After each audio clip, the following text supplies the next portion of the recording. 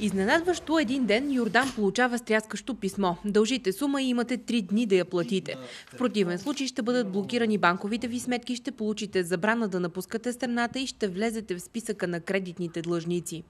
Получавам април месец извън съдебна покана за плащане на някаква сума, без да знам даже размера и на сумата. Просто трябва да внеса пари някъде си. Йордан, също както и Митко, без негово знание стават клиенти на фирма за събиране на дългове.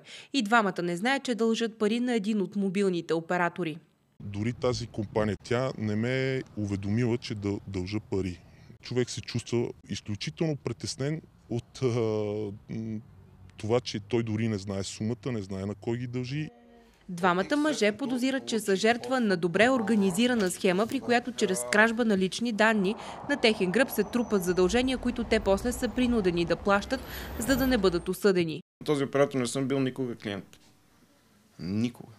Платихте ли сумата? Да, аз трябва да платя тези пари, защото ще ми блокират сметка в следващия момент. Чувал ли си от твои близки хора с подобни случаи?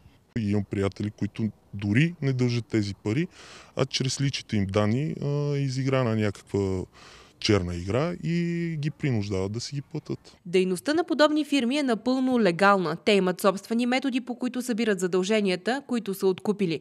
Обаждания по телефона, посещения в дома и на работното ви място. Но използват се едни методи, които понякога са на границата на закона, но възниква въпроса, когато самия закон не прави достатъчно, за да защити кредиторите, които са в правото си. Дали това е противоправно и дали е аморално? Фирмите, които купуват дългове, не слагат процент печалба върху сумата, която дължите.